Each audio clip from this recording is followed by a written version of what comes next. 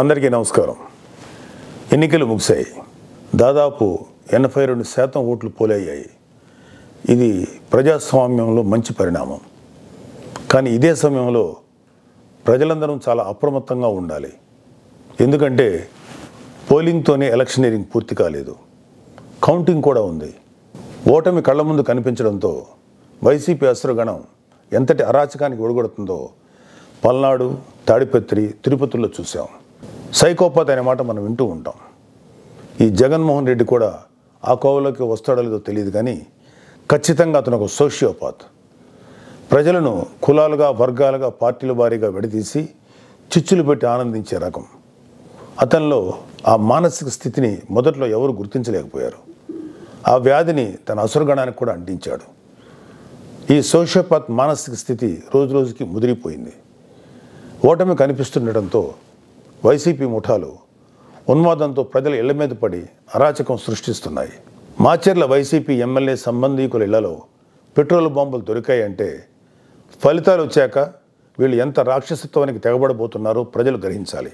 తాడిపత్రిలో పోలీసులు కూడా తమను తాము రక్షించుకునేందుకు అగచాట్లు పడ్డారు. అంటే వైసీపీ ఎంతగా రెచ్చిపోతుందో అర్థం చేసుకోవాలి. వైసీపీకి ఓటు వేయలేదని తెలిసి ఇళ్లలో చొరబడి మహిళలను, పిల్లల్ని అందరినీ చావుగొట్టే పైశాచికత్వాన్ని పెంచింది ఎవరు?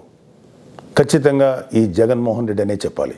విశాఖపట్నంలోని కంచరపాలెంలో ఓ కుటుంబం కూటమి అభ్యర్థులకు ఓటు వేసిందని తెలిసి వైసీపీ గుండాలు ఆ ఇంట్లో మహిళలను, చదువుకుంటున్న పిల్లలపై దుర్మార్గంగా దాడి చేసింది. గర్భంతో పుట్టింటికి వచ్చిన మహిళపైన తీవ్రంగా దాడి చేశారు. అంటే వైసీపీ రాక్షసత్వం ఏ స్థాయిలో ఉందో తెలుసుకోండి. ఇలాంటివన్నీ తెలుసుకొని చిక్కటి చిరునవ్వులు చెందించే వ్యక్తిని ఏమనాలి?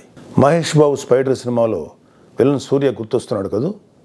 ఉత్తరాంధ్ర నుంచి రాయలసీమ వరకు ఎన్నికల అనంతరం హింసను ప్రేరేపించడంలో వైసీపీ ఓటమి కనిపిస్తుంది. రాబోయే ఓటమిని కప్పిపుచ్చుకునేందుకే ఈ దాడులు చేస్తుంది. ఈవీఎంలు భద్రపరిచిన స్ట్రాంగ్ రూమ్స్ దగ్గర కూడా భద్రత పటిష్టంగా ఉంచాలి. అక్కడ సెంట్రల్ గవర్నమెంట్ వారిది 3 అంచెల సెక్యూరిటీ ఉంది. అయినా కూడా అక్కడ మన కూటమి పార్టీల ప్రతినిధులు నిరంతరం పహరా ఉండాలి. ముఖ్యంగా మన జన సైనికులకి, వీర మహిళలకి నా అభ్యర్థన ఏంటంటే, ఎక్కడైతే జనసేన పోటీ చేసిన ప్రాంతాల్లోని ఈవీఎంస్ భద్రపరిచిన స్ట్రాంగ్ రూమ్స్ ఉన్నాయో అక్కడ మన జన సైనికులు వాలంటీరింగ్ చేసి కాపులాగా కూర్చోవాలి. ఈ అవకాశాన్ని ముఖ్యంగా మనం వదులుకోవద్దు, వాడుకుందాం. ఈ వైసీపీ దుర్మార్గులను ఏ దేశంలోనూ తేలిగ్గా తీసుకోవద్దు. వాళ్ళు ఏ అరాచకానికైనా, దౌర్జన్యానికైనా తెగబడతారు. ఆ మధ్యన అంటే 2-3 ఏళ్ల క్రితం అమెరికన్ ప్రెసిడెన్షియల్ ఎలక్షన్స్లో కూడా ఎక్స్ ప్రెసిడెంట్ డొనాల్డ్ ట్రంప్ ఇలాంటి లక్షణాలే కనబరిచాడు. ఎన్నికల్లో ఓడిపోతున్నాను అని తెలిసాక కూడా నేనే గెలుస్తున్నాను, గతం కంటే గట్టిగా ఓట్లు వచ్చాయని ప్రచారం మొదలెట్టాడు. ఫలితాలు వచ్చాక కూడా నానా యాగి చేసి కుర్చీ వదలంటే వదలని అలాగే భీష్మించి కూర్చుంటే వైట్ హౌస్ నుంచి పంపేశారు. దాదాపు ఇలాంటి లక్షణాలే మన ఆపద్ధర్మ ముఖ్యమంత్రి జగన్మోహన్ రెడ్డి కూడా ప్రదర్శిస్తున్నాడు. అందుకే మొన్నటికి మొన్న ఐపాక్ మీటింగ్లో కూడా తన పార్టీ గెలుస్తుందని గొప్పలు చెప్పాడు. అతని మానసిక స్థితిని వంట పట్టించుకున్న ఉత్తరాంధ్ర నాయకుడు ప్రమాణ స్వీకార ముహూర్తం, విశాఖలో స్థలం అన్నీ ప్రకటించేశాడు. జూన్ 4 తర్వాత వీళ్ళందరినీ విశాఖలో ఉన్న ఆ ఆసుపత్రిలో చేర్చాల్సిందే. ట్రంప్ లాగే జగన్ కూడా కుర్చీ వదులుకోవడానికి ఇష్టపడ్డాం. తన ఉన్మాద బృందంతో రాష్ట్ర వ్యాప్తంగా దాడులు, హింసకు తెగబడే ప్రమాదం లేకపోలేదు. దీనిపై కేంద్ర ప్రభుత్వానికి ఖచ్చితమైన సమాచారం ఉంది. అందుకే వచ్చే నెల 15వ తేదీ వరకు కేంద్ర బలగాలను మోహరించాలని చెప్పింది.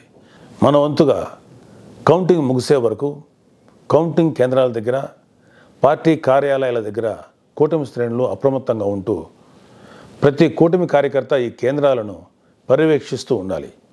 ఆంధ్రప్రదేశ్ రాష్ట్రం ఈ అరాచక శక్తుల చేతుల నుంచి అభివృద్ధి సాధకుల చేతిలోకి మారే సమయం దగ్గరలోనే ఉంది.